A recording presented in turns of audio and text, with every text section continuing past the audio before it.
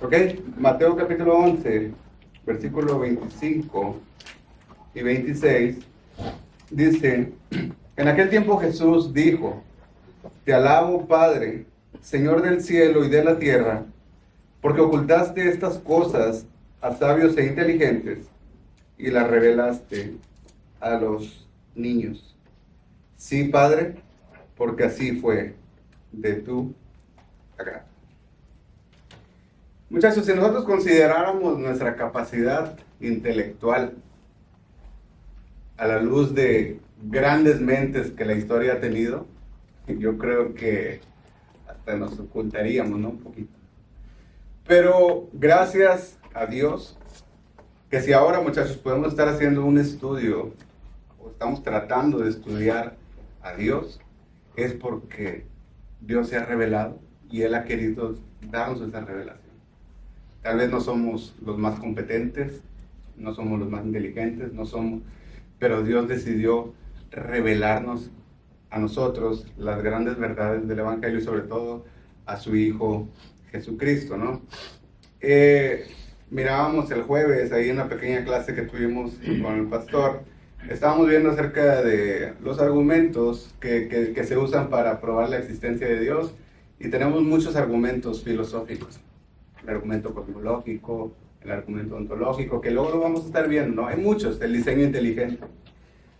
Pero considerando todos estos argumentos, yo decía que, por lo menos para mí, el que tiene más peso no es un argumento filosófico, sino es un argumento histórico. La persona de Cristo, la realidad de la persona de Cristo. Y eso determina todo, ¿no? Pero Dios ha querido ocultar estas cosas de los sabios y de los entendidos, y ha decidido revelarla a nosotros, los niños, los que dependemos completamente del Padre. Ahora sí, haciendo la conexión, la semana pasada estuvimos viendo acerca de la cosmovisión. De manera bien rápida, muchachos, ¿qué es la cosmovisión? Es la manera en que nosotros vemos, juzgamos, interpretamos y tratamos de darle sentido a todo lo que sucede en el mundo. Otra de las cosas que vimos en la clase pasada fue que, a pesar de que tú no conozcas el concepto de cosmovisión, eso no te quita de que tú tengas una cosmovisión. ¿Por qué? Porque todos tenemos una forma de ver e interpretar el mundo. En la aplicación, ya cuando estuvimos terminando la semana pasada, decíamos que el propósito de esta clase y el propósito como cristianos que tenemos acá nosotros es que nuestra mentalidad sea una mentalidad bíblica. Mencionábamos esto de que muchas veces puedes platicar con personas que tienen 20, 30 años en el cristianismo, y muchas veces tienen ciertos puntos raros en su forma de pensar, ¿verdad? Entonces nosotros queremos que toda nuestra forma de ver, interpretar el mundo y la vida es que sea por medio de una mentalidad bíblica. Ahora dijimos, ¿cómo podemos lograr una mentalidad bíblica? Pues número uno, yendo a la Biblia. Decíamos que si no pasamos tiempo constante o tiempo frecuente en la palabra de Dios, pues muchachos, muchas veces vamos a estar lejos de ser bíblicos. Ahora, podemos ver que hay personas que dedican mucho tiempo al estudio de la palabra de Dios y aún así siguen teniendo lagunas, por decirlo, en su entendimiento. O sea, hay personas que piensan esto u otra cosa y tú dices, wow, pues no creo que es lo que la Biblia enseña. Entonces estuvimos hablando de que, aparte de que ser bíblicos o ir a la Biblia, teníamos que considerar ciertas reglas de interpretación. ¿Se recuerdan cómo se llama la disciplina que se encarga de eso? La hermenéutica, ¿no? Consideramos ciertas reglas de interpretación y la dependencia del Espíritu Santo, muchachos. Entonces, si queremos tener una cosmovisión cristiana bíblica y sólida, tenemos que ser bíblicos. Tenemos que saber cómo interpretar la Biblia, y sobre todo tenemos que depender del Espíritu Santo y no ser arrogantes, muchachos. Porque recuerden, al final de cuentas, si nosotros podemos llegar a tener una comprensión, es porque Dios ha decidido revelarlo. ¿A quiénes? A los niños, a nosotros. Entonces, habiendo partido de ahí, muchachos, comenzamos con el siguiente subtema en el cual nos quedamos, que es cómo se relaciona la teología sistemática con la mente de uno. Otra vez, ¿a qué nos estamos refiriendo cuando decimos teología sistemática?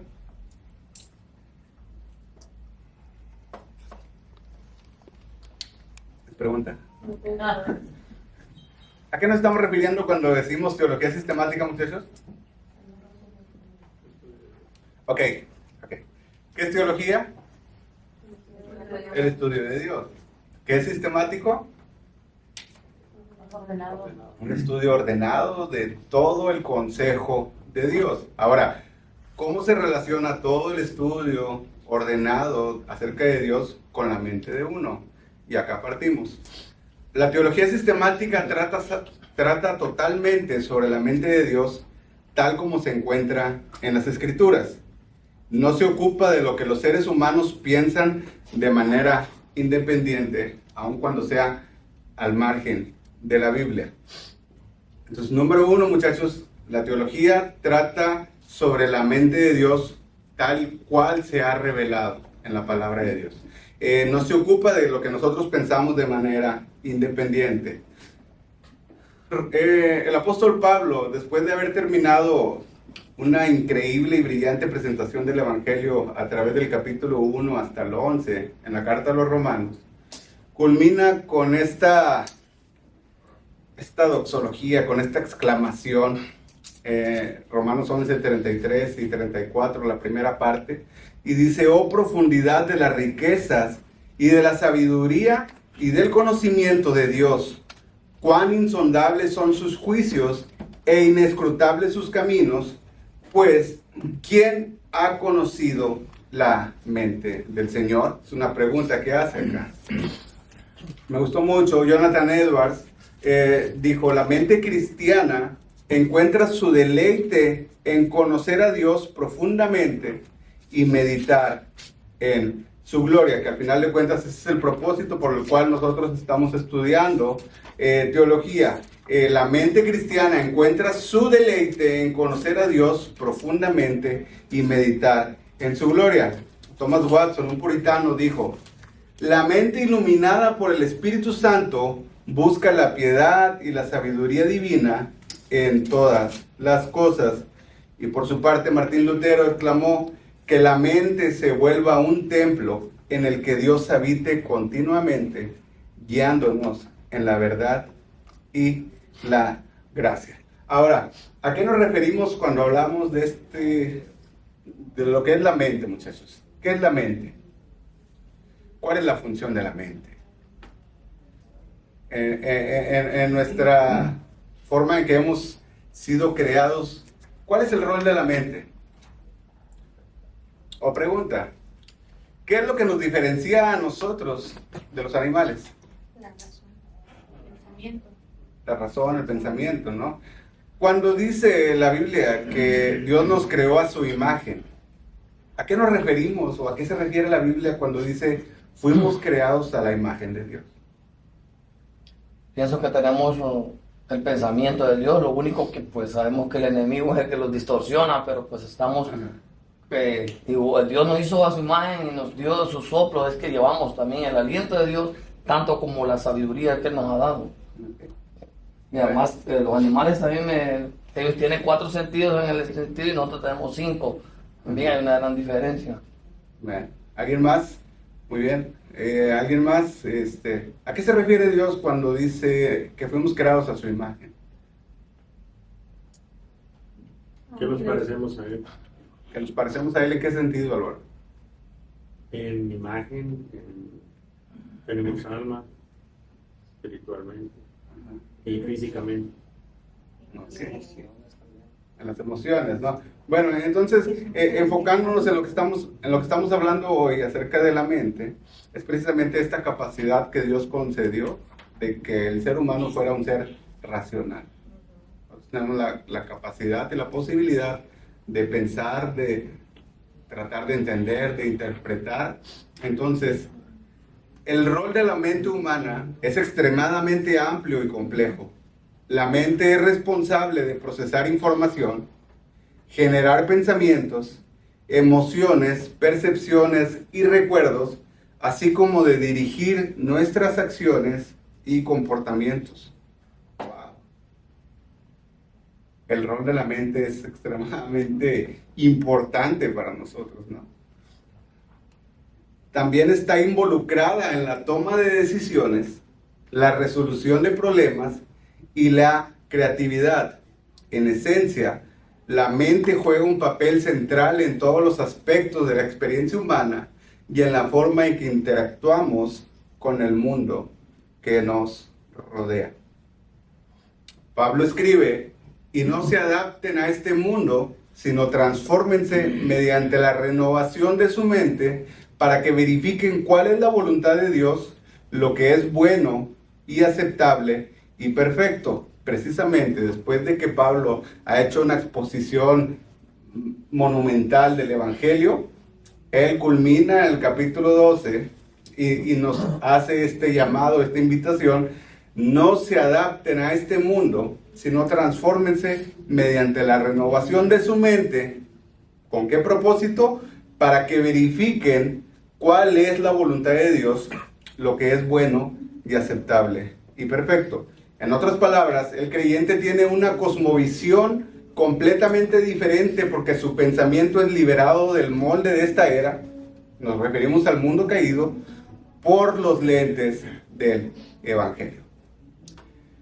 ¿Quién es el más joven acá? Joven en el sentido de... ¿El más joven quién es? De la edad, ya. ¿Quién será? ¿Tony? ¿Más joven? Dana. ¿Dana? No, sí, ¿O si Dana es la más Dana. joven? No, pero me refiero a en años de cristiano. Oh. ¿Quién es el más nuevo? A ver, ¿quién tiene menos de un año de ser cristiano? ¿Menos de 5 años? Wow. ¿Menos de 10? Bueno, menos de 10. Vamos a tomar al Luis y Giselle. ¿Cómo era la cosmovisión antes de Cristo? ¿Cómo era su cosmovisión? ¿Cuál era su filosofía de vida? ¿Cuál era el propósito por el cual vivían? ¿Qué pensaban con respecto a Dios? Bueno, mi cosmovisión era: prepárate, trabaja, cásate, Dios solamente era un adorno de nuestras vidas, no era parte de nuestras vidas. Pero usted tiene una Biblia en la Sí, mesa ahí. estaba abierta ahí en la cocina, en la entrada de la casa. A ver, Luis, ¿cómo era tu filosofía de vida o qué eran tus aspiraciones en la vida? O tú decías, en 50 años yo me veo aquí. ¿Cómo era? Muy sincero, pero creo que era, punto de vista era como con mis propias fuerzas, y podía cumplir mis sueños con mi propia fuerza o voluntad, que yo pensaba, okay, voy a tener esto, hacer esto. Ok, muy bien. Ahora, ¿alguien más que esté dentro de ese rango de 10 años de cristiano? Bueno, 20 años, todo, ¿no? Casi todo. Yo creo que ¿cómo era nuestra forma de ver a Dios cuando no estábamos en Cristo? O sea, pensábamos muy diferente a como lo pensamos hoy. A pesar de que por medio de la conciencia nosotros sabíamos que el pecado es pecado y que el pecado atenta contra la santidad de Dios y que eso nos traía castigo, nosotros vivíamos de una manera más deliberada que hoy, porque muchachos, si somos honestos, aún teniendo el conocimiento que tenemos, muchas veces vivimos de forma deliberada, tristemente, ¿cierto?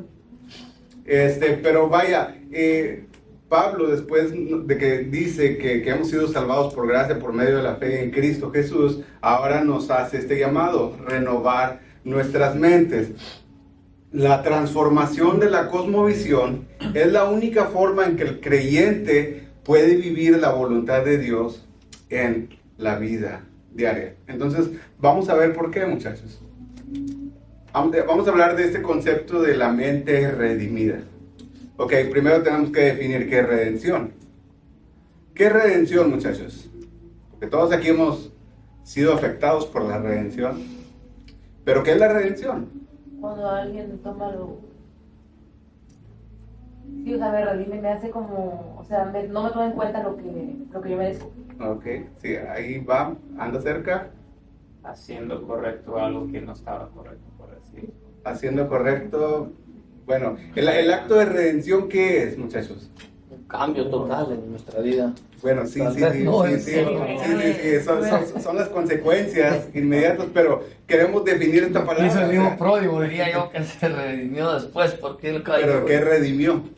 todo lo malo que va a hacer Arrepentirse, como y volvió a arrepentirse pedir perdón. de lo que se ha hecho mal y el perdón que se le da, o sea, el cambio de un Sí, sí. estatus de algo malo a algo bueno que nos dan. Sí, Pero en muy realidad bien, es a lo sí. que Cristo hizo por nosotros. Cristo, Sí, sí, sí, sí, sí, pero muchachos, que queremos ver redención. ¿Qué es redención? Que se hizo libre. ¿Qué te hizo libre? Liberarnos del- Que fuimos rescatados, que fuimos salvados. Eso es redención. A eso nos referimos cuando hablamos de redención. Entonces, cuando Cristo nos rescata, cuando Cristo nos da vida, nos salva por completo y eso incluye una mente redimida. Ahora, la salvación incluye la mente, que es el centro del pensamiento, el entendimiento y la capacidad para creer, así como de los motivos y las acciones. Entonces, cuando somos rescatados, muchachos, somos rescatados en su totalidad. Cuerpo, alma, somos rescatados. Entonces, Colosenses 3, 1 y 2 dice: si habéis pues resucitado con Cristo, buscad las cosas de arriba, donde está Cristo sentado a la diestra de Dios. Poned la mira en las cosas de arriba, no en las de la tierra. Ahora, muchachos, si te haces esta pregunta de autoanálisis, hoy en día, ¿qué fecha es hoy? Hoy es 13. Si tú evalúas tu forma de vivir hasta hoy y las prioridades y tu vida, vaya, ¿estaremos enfocados en buscar las cosas de arriba? ¿O hoy día estamos más enfocados en nuestras actividades diarias? Yo sé que ahorita es una etapa difícil en el sentido de que los niños regresan a clases. Hay que correr por los uniformes, hay que correr por los tenis, por la mochila, hay que correr por, hay que hacer esto, hay que hacer aquello, hay que hacer aquello. Ahora, ¿cómo hacemos, muchachos, para que en una agenda tan ocupada como la que nosotros tenemos, estar enfocado en las cosas de arriba? ¿Se puede o no se puede? Sí se puede. pero Sí. tiene que estar ya como una mentalidad. Creo que ahí estás llegando también. O sea, no puede ser que voy a apartar tiempo para esto, porque no hay tiempo para esto, tiene que ser constante. Entonces, en todas las cosas que hacemos, por eso Pablo dice que tenemos que hacer un sacrificio vivo, creo que sería la traducción. O sea, tenemos que vivir esto en todo momento. Entonces, cuando vamos a Walmart a buscar las cosas para la escuela, tenemos que estar haciendo esto para la gloria de Dios. Pero tenemos que ver que, wow, qué bendecidos estamos que nuestros hijos se van a la escuela, por ejemplo. Hay muchos que no se van. Y no, pues, ay, que mucho tengo que gastar para estos lápices y no encuentro la lápiz correcto, etc. O sea, es como vivir en esa mentalidad. No solo, claro, tenemos que devocionar tiempo también, Sí, claro. pero es tener esa mentalidad constante. Y precisamente, muy bien, Raúl, y precisamente la mente redimida da fe y prueba que nuestra conversión realmente ha sido genuina. Cuando nosotros, a pesar de nuestras agendas, a pesar de todo lo que hacemos, porque no les estoy diciendo enciérrense en la Biblia y lean todo el Salmo en un día, no. Estamos hablando de que cuando tú has sido rescatado, tu mente también ha sido rescatada y ahora tu mente tiene otra perspectiva. Y ahora tú vives bajo esa perspectiva y los parámetros los determina la palabra de Dios. Por eso Pablo usa esta palabra: si habéis resucitado con Cristo. O sea, si argumentamos o decimos que hemos resucitado con Cristo, interpretándolo y aplicándolo, la consecuencia inmediata sería que nuestra mentalidad estaría centrada en buscar las cosas celestiales. ¿Cierto? Ahora, cuando una persona se convierte en cristiana, Dios le da una capacidad espiritual y moral nueva que una mente separada de Cristo nunca podría adquirir. Dios nos da una capacidad espiritual y moral nueva que separados de Cristo nunca podríamos adquirir, muchachos. Como resultado de la salvación, la mente de la persona que acaba de ser redimida sabe y comprende la gloria de Dios. Antes de Cristo, muchachos, cuando escuchábamos el tema de la santidad de Dios, ¿cómo lo veíamos? ¿O de qué manera repercutía en nuestra vida? Porque hoy entendemos que la santidad de Dios es algo que nos debería aterrorizar. ¿Cierto? Dios es santo, santo, santo. Nosotros somos pecadores, pecadores, pecadores. ¿Sí? Se usa muy comúnmente una frase, ¿no? Que te dice, Dios te ama, ¿cómo dice? Dios te ama a ti, pero no a tu pecado. Sí, Dios te ama tal cual y eres. ¿Qué piensan, muchachos? Dios nos ama tal cual y somos. A pesar de lo que... Dios nos ama a pesar de lo que somos. Y esa es una diferencia significativamente grande, muchachos. Entonces, cuando nosotros antes de Cristo considerábamos el concepto de la santidad de Dios, decíamos, pues Dios es santo, Dios es como un tipo de Santa Claus cósmico que es perfecto, pero realmente, muchachos, Dios es santo. Entonces, cuando nosotros venimos a Cristo en arrepentimiento y fe por obra de Cristo, ahora nosotros que hemos sido redimidos podemos saber y comprender la gloria de Dios y podemos maravillarnos de sus atributos y sobre todo, muchachos, esta parte de que caemos rendidos a Dios, porque si decimos, Dios, si tú eres completamente santo, santo, santo, ¿cómo pudiste aceptarme a mí? ¿Cómo? Y gracias a Cristo fuimos aceptados por Dios. Ahora, la mente renovada, ¿a qué nos referimos con esto? Cuando una persona entra en una relación personal con Jesucristo, se convierte en una nueva creación o una nueva criatura. ¿Alguien puede buscar 2 Corintios 5:17 y le puede dar de lectura, por favor?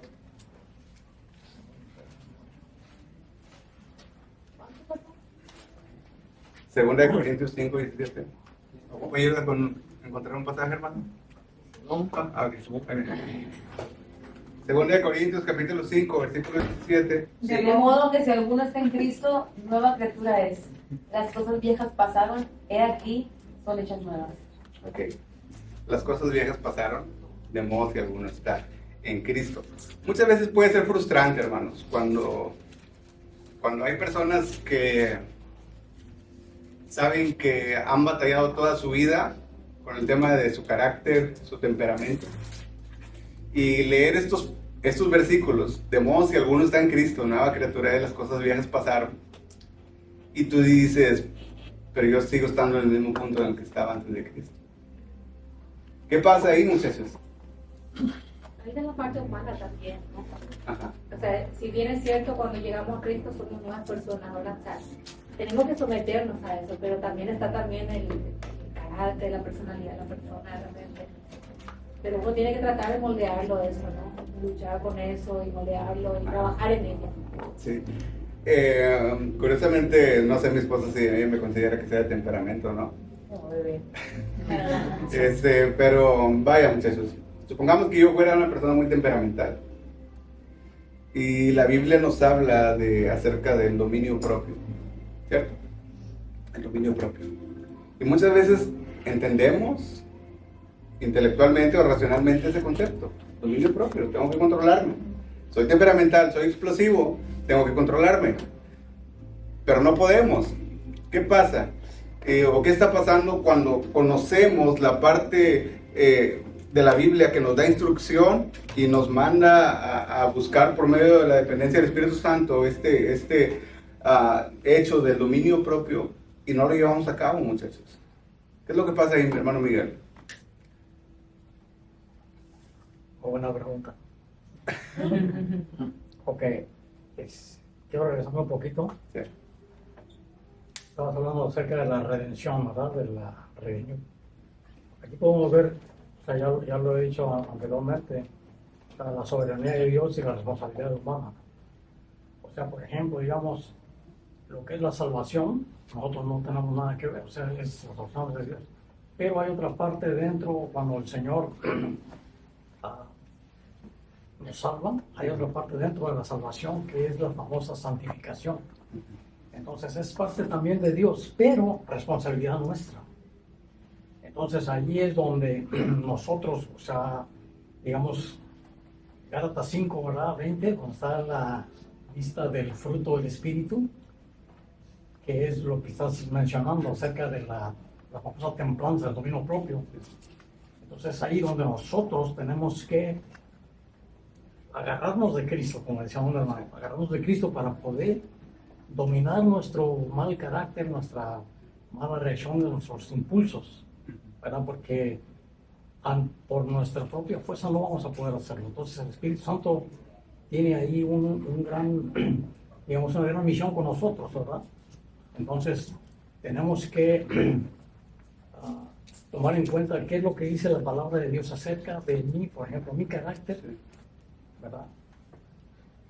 Ponerlo a los pies del Señor y decir, Señor, ayúdame aquí porque no puedo, estoy limitado. ¿No? Sí, claro, ¿no? Y a pesar de que hemos sido redimidos del pecado, pero luego vamos a entrar a estudiar qué es eso, ¿no? Pero a pesar de que hemos sido libertados o rescatados del pecado, seguimos teniendo lucha con el pecado todos los días, todos los días. Entonces, por eso necesitamos depender del Espíritu Santo. Necesitamos su llenura, que el tema de la llenura es un tema muy mal interpretado, y sobre todo el tema de la llenura habla mucho acerca de la responsabilidad humana, porque hay un canto que por lo menos en la tradición de la cual yo vengo, que era muy famoso, que decía, Espíritu de Dios, llena mi vida, llena mi alma, llena mi ser, lléname, y así se ponía bueno el asunto, ¿no? Pero la llenura, muchachos, ¿es algo que tú le pides a Dios y Dios te la concede? ¿O es algo que tú activamente tienes que ir a agarrar, ¿no? No es que tampoco te llega, tú está ahí si quieres, pero tienes que buscarlo también. Claro. Porque hay una participación nuestra, ¿no? Porque Dios nos hizo para participar, no para sentar y estar. Y precisamente muchos de los que están familiarizados con la teología reformada, siento que a veces tenemos como una reacción negativa al hecho de este término que usa Ralph, la participación. ¿Cuál es la participación humana? En la salvación, ser, nada, sobra de Cristo. En la santificación, posicional, o sea, porque la Biblia dice que nosotros somos santos, pero somos santos porque estamos en Cristo. Pero en la santificación progresiva, que es el día a día, ¿cuál es el grado de participación que tenemos nosotros? Es nuestra responsabilidad porque por eso Él nos hizo seres pensantes y con raciocinio para poder, y nos dio libre albedrío para poder nosotros elegir. Entonces Él nos enseña lo que está bien, lo que está mal, de acuerdo a su palabra. Sí. Y nuestra búsqueda constante es ser más como Él a través de su palabra. Okay. Y a esa es nuestra participación. Ok, solamente voy a tocar así, pero mencionaste un punto, libre albedrío. La pregunta acá es, ¿el libre albedrío realmente es libre? O sea, me refiero a, ¿el libre albedrío tiene la libertad de realmente de hacer lo que quiere? No, pero por eso también lo menciona en Colosenses, me parece, o Corintios, Primera de Corintios está, donde dice, todo le es lícito, pero no todo conviene. Sí. O sea, Él nos da la opción de poder elegir, y por eso nos da razón para poder elegir entre el bien y el mal, según las Escrituras, sí. ¿Verdad? Entonces, o sea, tenemos la libertad de hacer lo que queramos porque nos dejó, pero eso es lo que nos diferencia entre amar a Dios, entre amarlo a Él, porque nosotros, si no tenemos una elección entre lo que está bien y lo que está mal, lo que es solo un camino, pues no habría una elección, y eso es lo que Él ve. Sí, claro. Entonces, nosotros hacemos una distinción con respecto al libre albedrío antes de Cristo y el libre albedrío después de Cristo. Hermano, el tema que tocó usted otra vez, también, o sea, también usted ahorita habló de la llenura, pero también habla de la lámpara, como yo le explicaba la vez pasada. Entonces, usted anda, no sé si usted es igual que mí, pero lo felicito porque usted dice que siempre pasa cargado. Si va de la iglesia, hermano, afuera y allá, como usted dice, nosotros andamos con la mente de Cristo, pero siempre hay personas que los andan queriendo dar y que estos cristianos no sirven, que esto no sirve. Y a veces uno siente, hermano, como que no está tan cargado en ese momento, siente como que hay un bajoncito, pero o sea, como que, voy a explicarle. Yo vengo a mi casa, voy en el carro orando, viendo alabanzas, pero hay momentos, hermano, como el que uno se siente un poco más, y como que cuando uno va a la casa de Dios, siente uno como que se carga más. No sé si usted pase, pero en mí siempre pasa, siento como que hay una fuerza más natural dentro de la casa de Dios. Por ejemplo, yo acá estoy escuchando alabanza, todos están en el mismo pensar aquí, orando, y como que la atmósfera debe ser más, porque ahí donde yo tomo la parte del Antiguo Testamento donde dicen que llegaba al aposento las personas y ahí se estaba más. En el atrio la presencia de Dios era tan grande. Ahora yo sé que está en todo lugar donde la pedimos, pero siempre yo siento que la casa del Señor siempre va a tener un punto más alto. Bueno, pues cuando estemos estudiando el tema de la iglesia vamos a ver conceptos que muchas veces tenemos distorsionados de la iglesia, ¿no? Pero con respecto a lo que Iris mencionaba ahorita, muy bueno Iris, sí hacemos esta distinción, ¿no? Porque al final de cuentas, después de la caída, no vamos a hablar del libre albedrío, vamos a hablar después de la caída.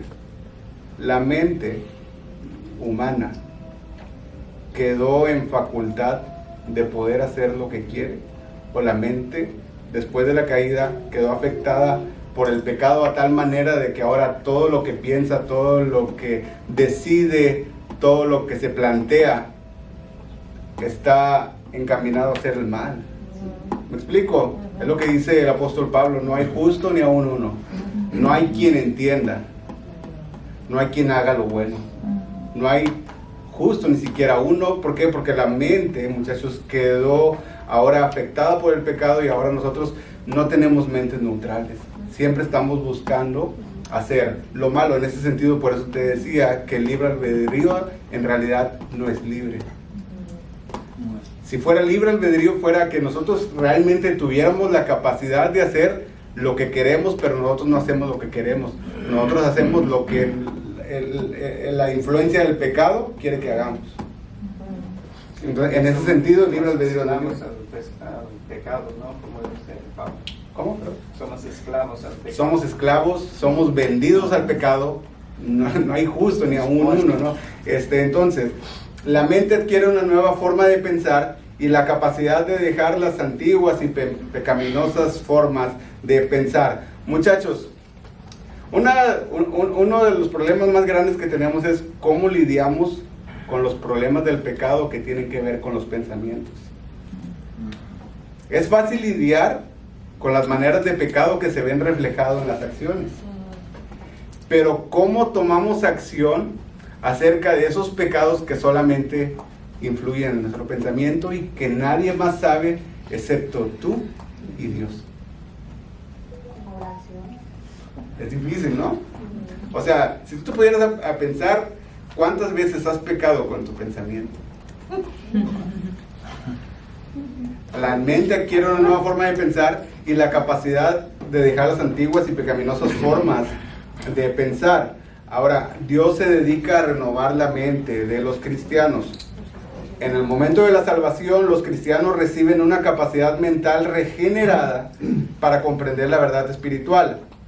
Después necesitan reajustar su forma de pensar, principalmente mediante una renovación de la mente, usando la Biblia como medio para ello. Muchachos, nosotros después de Cristo necesitamos reorientar nuestros pensamientos con respecto a todo en el mundo.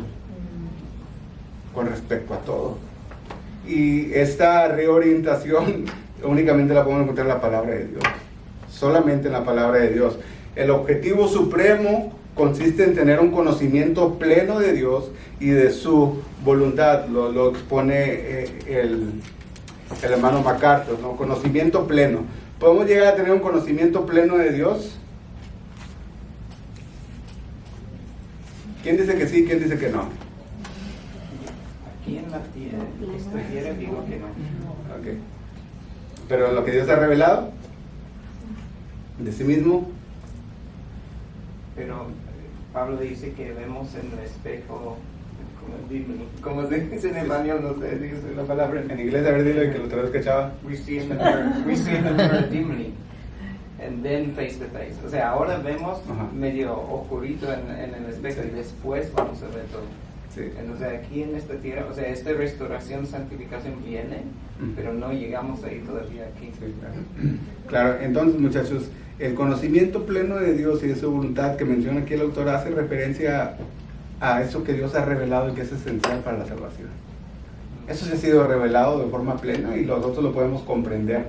Pero un conocimiento pleno de Dios, un conocimiento total y absoluto de Dios, no, para nada, muchachos, para nada. No podemos. No vamos Acá- a entender nunca lo que muchas veces no puedo entender por qué le pasa esto, por qué pasa tal cosa. Es que aquí no lo vamos a entender, quizá en algún momento eso va a ser revelado, ¿no? Sí. Porque como Dios tiene sus pensamientos tan diferentes a los nuestros. Claro, o sea, precisamente si no somos capaces de entender el tema de por qué sufrimos, en la forma que sufrimos, por qué Dios permite que suframos, ¿cómo vamos a entender a Dios? Lo que sí podemos entender es que Dios es bueno y que todo lo que Él hace es bueno y que es perfecto, ¿verdad? Muchas veces, como les decía la clase pasada, tratamos de justificar a Dios y muchas veces podemos llegar con alguien que ha sufrido mucho y le decimos, es que Dios así lo quiso. O sea, me explico. Entonces, muchas veces, por eso les decía en la clase pasada, es mejor en tiempos de sufrimiento abrazar y estar con la persona. Dice Deuteronomio 29:29, hermano, lo secreto le pertenece al Señor, nuestro Dios, pero lo revelado nos pertenece a nosotros y a nuestros hijos para siempre, para que obedezcan todas las palabras de esta ley. Eso ya lo habíamos mencionado en clase, ¿no? Cuando vemos el tema de la incomprensibilidad de Dios, o sea, nosotros podemos llegar a conocer a Dios solamente lo que ha revelado. Lo que son secretos para Dios, dijo Juan Calvino, desiste de la indagación. Donde Dios calla, desiste de la indagación. Ahora, la mente iluminada, muchachos, Lucas 24:45 dice, entonces les abrió la mente para que comprendieran las escrituras. ¿Se recuerdan este pasaje? Jesús camino a Emaús, va caminando con algunos hombres ahí y sucede una conversación ahí, ¿verdad? Y ellos no podían ver quién era Jesús porque tenían sus ojos velados.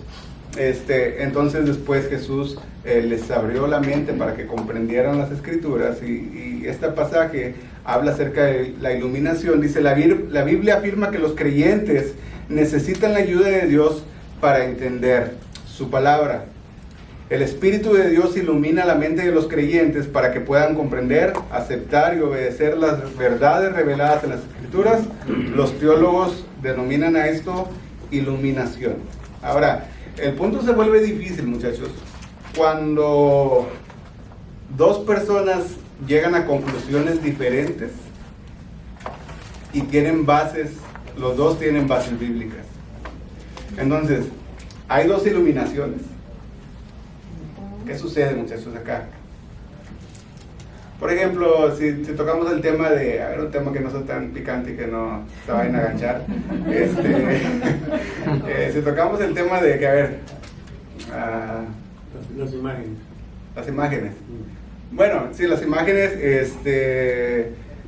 por ejemplo, los católicos llegan a una conclusión con respecto a las imágenes con fundamento bíblico y ellos dicen que, pues, ¿cómo dicen? Que no las adoran, que simplemente las veneran, ¿verdad?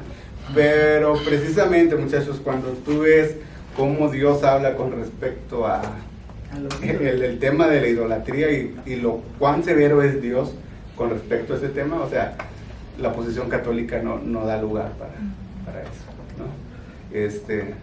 ¿Vienes de tradición católica? No, pero bueno, mi familia en parte sigue siendo católica. Ajá. Pero sí, es así. ¿Y cuando has platicado con ellos respecto a eso, cómo lo terminamos siempre discutiendo. Pero no podemos nunca llegar a algo, porque claro, porque tiene una forma diferente de ver lo que es la idolatría y la verdad es un punto muy difícil de tocar a veces, porque terminas a veces no queriendo decir lo que dices, pero tienes que decirlo. Y aquí entra otra vez lo que vimos la semana pasada, ¿no?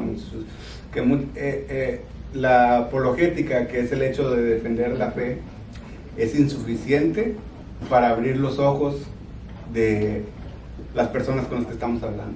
Que tú puedes tener los mejores argumentos bíblicos, filosóficos, teóricos, sin llegar a ningún fin con la persona que tú estás hablando. Es a menos que Dios les abra la mente para que comprendan las Escrituras. Entonces, en ese sentido, la tarea apologética es buena, pero no es fundamental para la tarea del evangelismo. Esa es la parte de cosechar, pero no siempre vamos a ver lo que cosechamos. Sí, y hay que verlo. Si tú tienes, por ejemplo, una conversación y estás haciendo una labor apologética y ves que no hay resultados inmediatos, no te frustres. Sembraste la semilla. Pero cuando llegue su momento, si Dios decide salvar a esta persona, vaya, esto va a dar fruto, ¿no? Ahora, John Owen acerca de la iluminación dijo: la iluminación del Espíritu Santo es necesaria para comprender la profundidad y belleza de las Escrituras, ya que la verdad divina es espiritualmente discernida.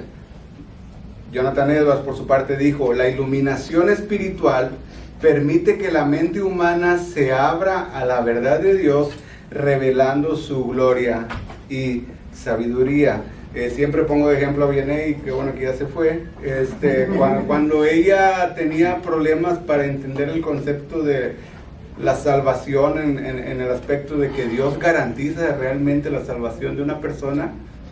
O sea, cuando una persona es salva, recibe vida eterna. Y Vianney luchaba con este concepto, ¿no?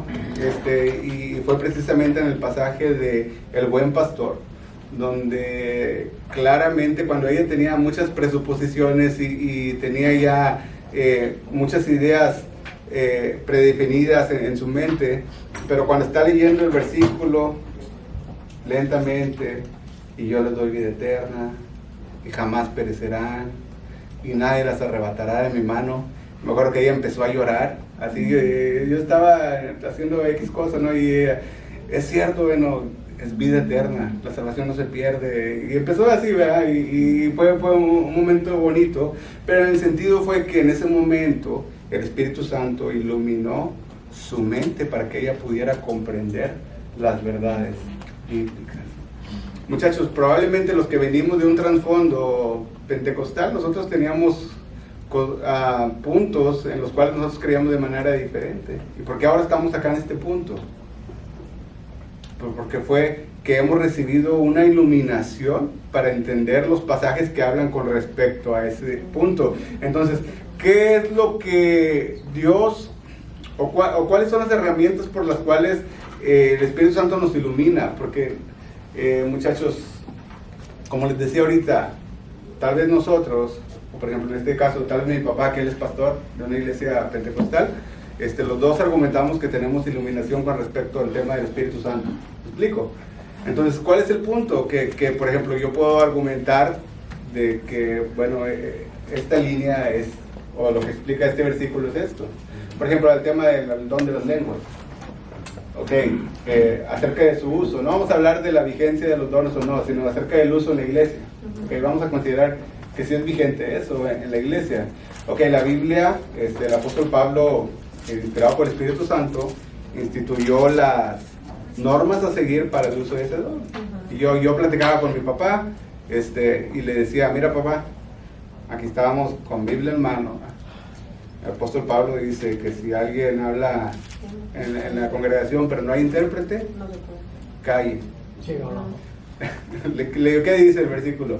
No, pues, entonces es muy simple, muchachos. La iluminación es esta parte que el Espíritu Santo ilumina nuestra mente para que nosotros podamos comprender la palabra de Dios.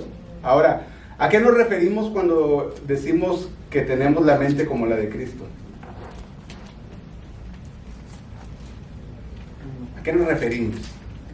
Es más, si yo te preguntara, ¿a quién le pregunto? Dana, Giselle, Ralph, Rosy, ¿tienes la mente como la de Cristo?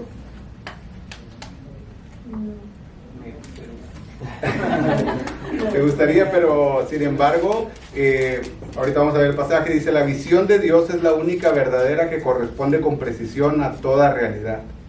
Su mente establece el estándar por lo que los creyentes han de esforzarse, pero que no lograrán jamás del todo. Dicho de otro modo, los pensamientos del hombre nunca excederán, igualarán, ni se aproximarán siquiera a los de Dios. Pablo declara en 1 Corintios 2:16, dice, mas nosotros tenemos la mente de Cristo. Ahora, ¿a qué se refiere Pablo? Jesús. La disposición La disposición, ok. de nuestros pensamientos. La disposición de nuestros pensamientos. Como por ejemplo, Sobre cualquier tema. sobre cualquier tema. Nos centramos en Cristo, en el Evangelio. Sí. Hermano, la mente de Cristo. ¿A qué se refiere Pablo? Yo creo que ahí lo que se refiere es a la sabiduría que nos dio. Pero la mente de Cristo, por ejemplo, es bien, para mí, digo yo, dice ser imitadores a mí, pero tener la mente de Cristo para mí está... Pero bueno, Max, aquí Pablo dice, mas nosotros tenemos la mente de Cristo. Pues sí, que sí dice, tengo la mente de Cristo, pero es que Cristo nunca pecó. Y nosotros somos pecadores. Por Entonces, eso. tener la mente de Cristo está difícil. Si Él no pecó, entonces tenía que haber pecado Él alguna vez para tener la misma mente de Cristo nosotros. Ok, entonces, ¿cómo interpretamos este pasaje? Pero Max? sí somos imitadores de De Él. pronto por el entendimiento o la revelación que nos da a través del Espíritu Santo, a eso se refiere. Sí. Max, a ver, muy bien.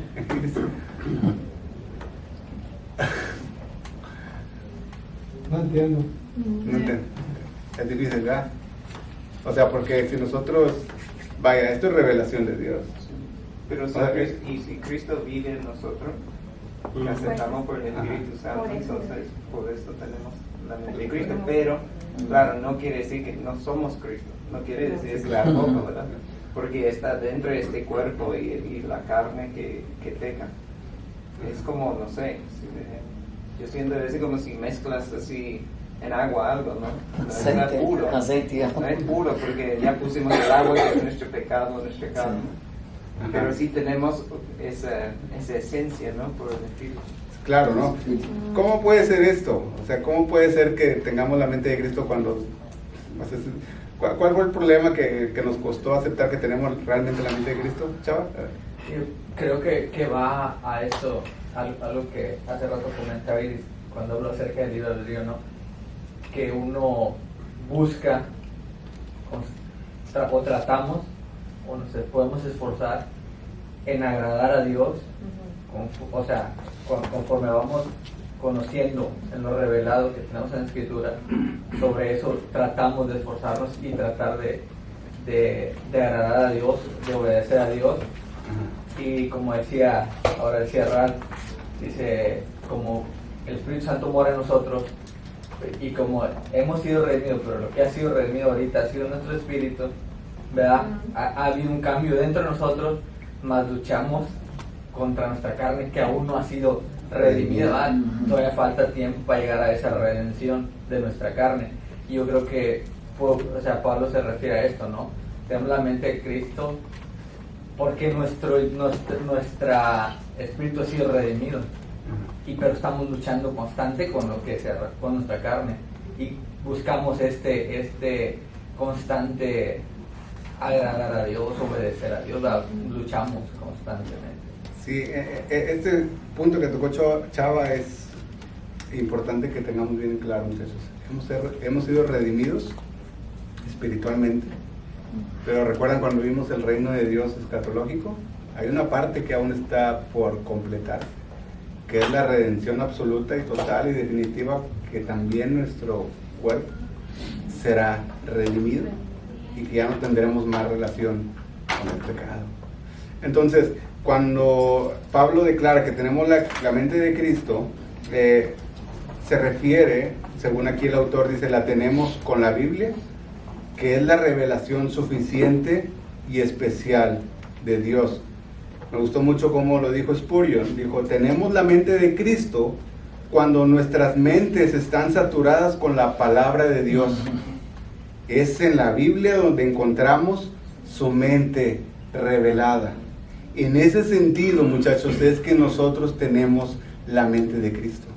Si nuestra mente está saturada con la palabra de Dios, eso debería de impactar nuestra forma de vivir. Entonces, en ese sentido, nosotros tenemos la mente de Cristo. Hay otros autores que también lo ven como el hecho de que la labor evangelística. ¿Por qué hacemos evangelismo? Que tenemos la mente de Cristo. Hermano, a mí me hace pensar también lo que usted tocó ahorita de Pablo, que fue eso, como Pablo fue transformado de un momento a otro.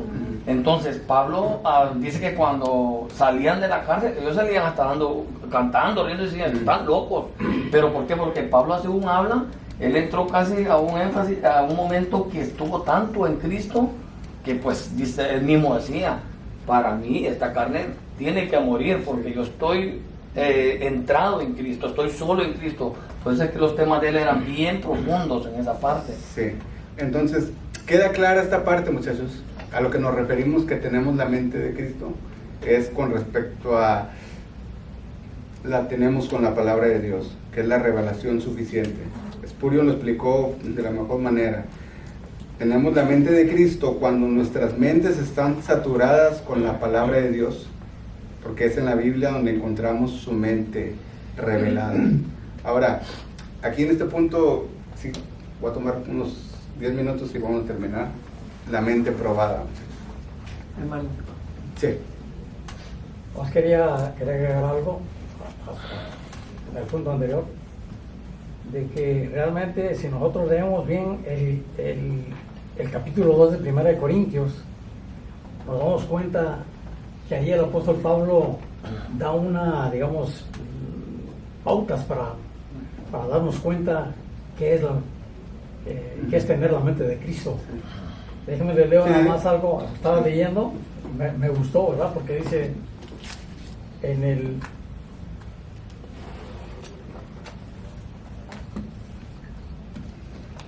versículo 6 dice, sin embargo hablamos sabiduría entre los que han alcanzado madurez, pero no sabiduría no de este siglo, ni de los gobernantes de este siglo que han desaparecido, sino hablamos sabiduría de Dios en misterio.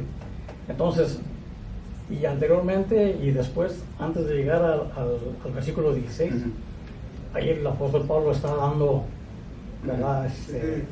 Digamos, directrices para darnos cuenta de qué es realmente tener la mente de Cristo. O sea, y lo que has leído acerca de Spurgeon, ¿verdad? Lo revela claramente. Sí, lo revela claramente, así es, muchachos. Entonces, entramos a este punto que es la mente probada. Y es, antes de que uno se convierta en cristiano, la mente está cegada por el diablo. Dice 2 Corintios 4:4, en los cuales el Dios de este siglo cegó el entendimiento de los incrédulos, para que no les resplandezca la luz del Evangelio de la gloria de Cristo, el cual es la imagen de Dios. Entonces, muchachos, de lo que les decía ahorita, la mente no es neutral, la mente está cegada, la mente no puede comprender el Evangelio a menos de que Dios haga algo para que nosotros podamos hacerlo. Ahora, incluso después de la salvación, Satanás sigue provocando su desorden intelectual. Así Pablo estaba sumamente preocupado por la iglesia corintia. Dice, pero temo que como la serpiente con su astucia engañó a Eva, vuestros sentidos sean de alguna manera extraviados de la sincera fidelidad en Cristo. Satanás apunta sus dardos ardientes, como lo dice Efesios 6:16, a la mente de los creyentes, convirtiendo a su pensamiento en el campo de batalla para la conquista espiritual. ¿Cómo lidiamos con la culpa, muchachos? ¿Cómo lidiamos con la culpabilidad? En el hecho de nuestra relación con Dios. Tú sabes, hemos sido redimidos, hemos sido rescatados, hemos sido perdonados, pero seguimos fallando. Cuando tú fallas a Dios, ¿cómo lidias con tus sentimientos de culpa? Pidiendo perdón, en oración. Pidiendo perdón. Y arrepintiéndose. Arrepintiéndonos. Pero muchas veces nos ha llevado esos sentimientos de culpa a una frustración que nos impide ir a Dios. ¿Cierto? Nos sentimos indignos. No nos sentimos Dignos de ser perdonados. Dignos de ser perdonados, cuando sabemos que ya fuimos perdonados en la cruz. ¿Cierto? Pero Ajá, también, hermano, por ejemplo, si uno tiene ese sentimiento de culpa y sabemos que ok, fallamos, me arrepiento, pero para que no siga yo con eso, si ya sé que Dios me perdonó, porque puedo dudar, pero también eso no quiere decir que, al cabo Dios me perdona y mañana vuelvo a caer en lo mismo, y mañana vuelvo a cometer eso, que al cabo vengo y me vuelvo a arrepentir y le pido perdón a Dios. Es totalmente, no abusar de la gracia y la misericordia de Dios, ¿verdad? De su perdón, darte la vuelta y arrepentirte y tratar de superar esa situación por la que estás pidiendo perdón y te sientes culpable. Muy bien, hermano. Fue como lo dijo Pablo, ¿no? Perseveraremos en el pecado para que la gracia abunde. No. De ninguna manera, ¿no? Entonces, muchachos, tenemos que ser conscientes, dijo alguien, que la verdadera guerra espiritual es la batalla por la mente. Ahí está la verdadera guerra espiritual.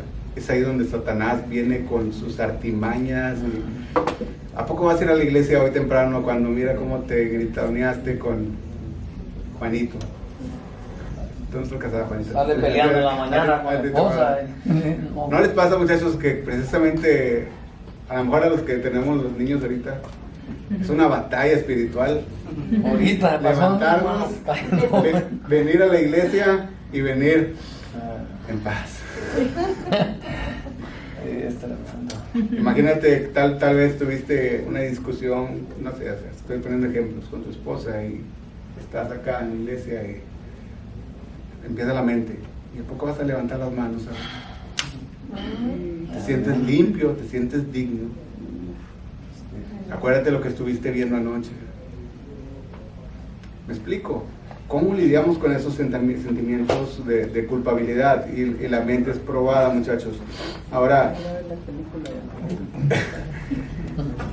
como nadie es inmune a estos ataques, el cristiano necesita prestar de verdad atención al firme estímulo de Pedro, que dice: por tanto, ceñid los lomos de vuestro entendimiento, sed sobrios y esperar por completo en la gracia que se os traerá cuando Jesucristo sea manifestado.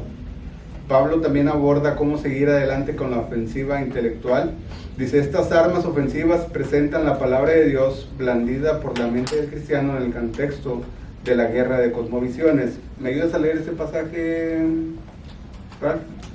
Porque las armas de nuestra contienda no son carnales, sino poderosas en Dios para la destrucción de fortaleza, destruyendo especulaciones y todo razonamiento altivo que se levanta contra el conocimiento de Dios, y poniendo todo pensamiento en el cautiverio a la obediencia de Cristo. Cuando nosotros estamos teniendo una lucha espiritual en nuestra mente, con sentimientos de culpabilidad, muchachos, a causa de un desierto espiritual o un... Estoy buscando otra palabra más para expresar ese momento, o sea, esa lucha que tenemos a veces, o eso, crisis de fe, es la palabra que estaba buscando, crisis de fe, en el hecho de cuando nosotros nos sentimos indignos de buscar a Dios por lo que hacemos. ¿Ustedes se recuerdan que Juan el Bautista tuvo una crisis de fe? En la cárcel. En la cárcel, bueno, no precisamente. Recuerdan que cuando Juan el Bautista vio a Jesús que venía para que fuera bautizado por él, dijo: he aquí el Cordero de Dios que quita el pecado del mundo. Pero después envía a alguno de sus discípulos a preguntar: ¿eres tú el que habría de venir o hay que esperar a otro? ¿Cierto? Muchachos, nadie acá está exento de tener una crisis de fe, mucho menos, o sea, cuando el pecado ha acechado nuestras vidas y hemos sido presa de él, ¿cómo lidiamos con eso? ¿Cómo lidiamos en el hecho de que si realmente Cristo nos ha dado vida, hemos sido libertados del pecado, no hay condenación, pero a la vez tenemos su Espíritu que nos da el poder para luchar contra el pecado que habita en nosotros? Entonces, muchachos, la mente será probada. El enemigo lanzará sus dardos en contra de nuestra mente Y es por medio de la palabra de Dios que nosotros podemos salir victoriosos en esas pruebas. La mente provechosa, esto ya rápido, el Salmo 119 proporciona una visión detallada de la nueva relación del cristiano con la Biblia que revela la mente de Cristo. En primer lugar, el creyente desarrollará un gran amor por las Escrituras y un tremendo deleite en ellas. El claro ejemplo de amor por las Escrituras, yo lo puedo decir, es mi papá. O sea, a pesar de todo, yo recuerdo que estábamos viendo la tele o X cosa y de repente pegaba un grito, ¿verdad? Y empezaba, aleluya, y a llorar y a gritar, porque realmente ama las Escrituras. Muchachos, nosotros realmente cuando leemos las Escrituras, lo leemos porque es una obligación de nuestra parte, porque es una necesidad de nuestra parte. Ahora, nos deleitamos leyendo las Escrituras. Amén. Nos deleitamos estando en Deuteronomio. Nos gozamos estando en Levítico. Pero debe ser un gozo porque son de Dios. Sí. Ahora, en segundo lugar, el creyente en Cristo tendrá el firme deseo de conocer la palabra de Dios como la mejor forma de conocer a Dios. En tercer lugar, conocer a Dios llevará al cristiano a obedecerle. Estoy rápido, ¿me ayudas a leerlo, Karen? Para la mayoría de las personas no basta con escuchar algo una sola vez. Considerar brevemente algo profundo no concede el tiempo suficiente para captar y entender por completo su significado. Esto demuestra ser cierto en las Escrituras respecto a la mente de Dios. Ok, entonces eso es muy claro. Por ejemplo, nosotros podemos estar leyendo allá Romanos y porque a los que antes conoció también los predestinó, y a los que predestinó a esos también llamó, y a los que llamó a esos también justificó, y a los que justificó a esos también santificó. Y el verso que sigue para completar mi plan diario. ¿Qué significa eso? O sea, realmente tenemos que meditar, muchachos, en la palabra de Dios. El Salmo 119 testifica de la importancia y de la bendición de pasar largo tiempo estudiando la palabra de Dios. La meditación implica el pensamiento o la reflexión prolongados. Jonathan Edwards dijo, la meditación es una forma de reflexionar profundamente sobre la verdad divina y hacerla parte integral de nuestras vidas. Matthew Henry dijo, la meditación nos ayuda a saborear y digerir las Escrituras, llevándonos más cerca de Dios y fortaleciendo nuestra fe. Muchachos, a mí me ha pasado de que llevo un plan de lectura diario y a veces ya estoy en la noche leyendo y pestañeo, pero luego me acuerdo que tengo que terminar y regreso y al final de cuentas no entendí nada. ¿De qué manera nosotros somos intencionales en la meditación de su palabra? Porque no solamente somos llamados a leer, sino que tenemos que meditar en la palabra de Dios. Día y noche. Tenemos que meditar en ella para entender y comprender lo que Dios nos está hablando. Las Escrituras ordenan a los creyentes que mediten en tres ámbitos: Dios, la palabra de Dios y las obras de Dios. Los 176 versículos del Salmo 19 ensalzan la virtud de vivir la mente de Dios. Oh, cuánto amo yo tu ley. Todo el día es ella mi meditación, es lo que decía el hermano, a pesar de que no todo el día estamos orando, no todo el día estamos leyendo la Biblia, pero todo el día estamos meditando y estamos viviendo a la luz de la palabra de Dios. Terminamos con esto. Meditar en la palabra de Dios purificará la mente de viejos pensamientos que no son de Dios y reforzarán nuevos pensamientos de las Escrituras. Hasta acá, ¿alguien tiene una pregunta, muchachos? ¿Cuál es la importancia de la mente en la vida cristiana?